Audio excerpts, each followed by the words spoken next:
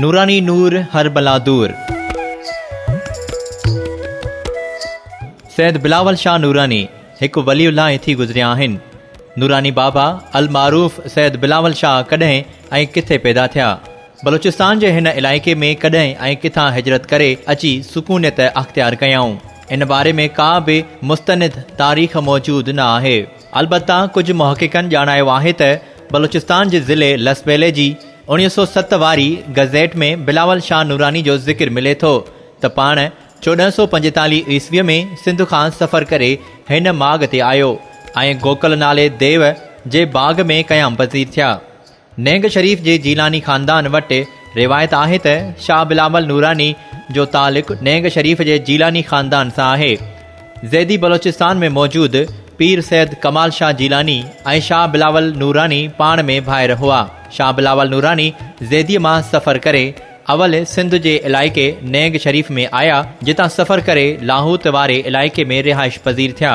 सैयद बिलावल शाह नूरानी अल मारूफ़ सैयद बिलावल शाह या बाबा नूरानी जी दरगाह बलूचिस्तान जे ज़िला खुज़दार जे तालके वढ में पब जबल जे जाबलू सिलसिले जे ख़ूबसूरत वादीअ में वाक़िअ आहे, जंहिंखे चौफेर जबल ऐं वणकारी आहे। हीअ मज़ार इमारत साज़ीअ जो आला मिसाल आहे।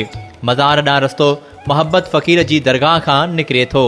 मोहब्बत फ़क़ीर जी दरगाह मथां ई टकरीअ ते आहे, जंहिं भरिसां ओलह पासे क़दीम मस्जिद पिणु आहे। रिवायत आहे त शाह नूरानी जी ज़ियारत खां अॻु मोहब्बत फ़क़ीर जी हाज़िरी भरणु लाज़मी आहे। मोहब्बत फ़क़ीर जी ज़ियारत खां सवाइ नूरानी बाबा जी बि ॼण ज़ियारत क़बूल नथी पवे। मोहब्बत फ़क़ीर सैयद बिलावल शाह नूरानी जी क़रीबी ख़िदमत गुज़ारनि मंझां हो। पंहिंजी समूरी उमिरि शाह नूरानी जी ख़िदमत में गुज़ारियईं। मज़ार सां गॾु मस्जिद ऐं क़ब्रस्तान पिणु आहे। शाह नूरानी वेझो माईअ जो ॻोठु नाले बस्ती आहे, जितां रोज़ानो वॾे तइदाद में माण्हू अचनि था ऐं हाज़िरी भरनि था। हूअं बि शाह नूरानी ते ज़ियारतुनि जी पीह हूंदी आहे।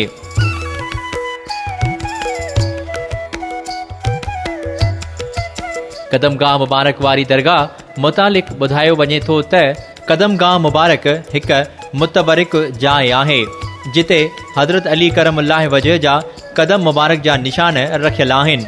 कदमगाह बि मज़ार नुमा जोड़ियल आहे, जेका निहायत सींगारियल आहे। रिवायत आहे त गोकल देव कंहिं छोकिरे खे खणी पाण वटि क़ैद कयो। उन ॻाल्हि जो इल्मु हज़रत अली अलैहिस्सलाम खे पियो, जंहिं अची उन कदमगाह वारी जाइ ते बीही गोकल देव ते तीर वसाए ख़ैस ज़ख़्मी कयो ऐं छोकिरे खे छॾायो ऐं उते संदसि कदम मुबारक जा निशान ठही विया। हिकु ॿी रिवायत पिणु आहे त गोकल देव जे ज़ुल्मनि खां माण्हू तंग हुआ। उन्हनि माण्हुनि अलाह खां पनाह घुरी त शाह बिलावल नूरानीअ जे रूप में हिकु नूरानी चेहरे वारी बुज़ुर्ग शख़्सियत आई ऐं गोकल देव सां मुक़ाबिलो करे उन खे शिकस्त ॾेई देव खे क़ैद करे ऐं माण्हुनि खे उन जे ज़ुल्म खां छुटकारो ॾियारियो। रिवायत मूजिबि शाह बिलावल नूरानी खां अॻु लाहूत गोकल ऐं ॿियनि देवनि जिन्ननि ऐं भूतनि जो आस्थानो हो। शाह बिलावल पंहिंजे इल्म रूहानी कुवत ऐं करामतुनि वसीले उन्हनि देवनि ऐं जिन्ननि खे भॼाए मारे मञाए क़ैद करे लाहूत खे पंहिंजी मुस्तक़िल रिहाइश बणायो।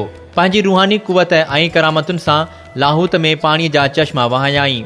होरियां होरियां माण्हू संदसि शख़्सियत करामतुनि ऐं गैर मामूली इल्मनि सबबि मुतीअ थियण लॻा ऐं पहाड़नि में जीअं शाह जबल में शाह नूरानी नूर हर बला दूर जा नारा गूंजण लॻा।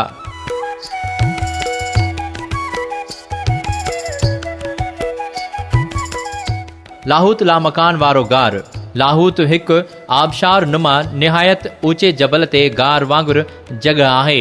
लाहूत क़दीम ज़माने खां जोगिन सनासिन ऐं बुज़ुर्गनि जी चिलाकशी ऐं ज़ियारत गाह वारो आस्थानो रहियो आहे। लाहूत वारे माॻ ते रसण निहायत मुश्किल ऐं औखो कमु आहे।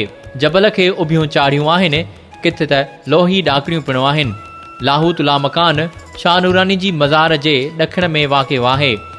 लाहूत लामकान वटि सजदे गाह बाबति मुआतक़द चवनि था त काइनात में पहिरियों माॻ लाहूत लामकान जो जोड़ियो वियो। किन रिवायतुनि में आहे त हज़रत आदम खे हिते ई लाथो वियो हो। जंहिं बारगाह इलाही में सजदो कयो, उन सजदे वारी जाइ ते सजदे गाह जोड़ियल आहे, जंहिंखे हज़रत आदम जी मस्जिद पिणु चयो वञे थो।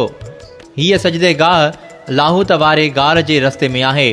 सैयद बिलावल शाह नूरानी जे उर्स जे मौक़े ते सॼे मुल्क मंझां माण्हू अची गॾु थींदा आहिनि।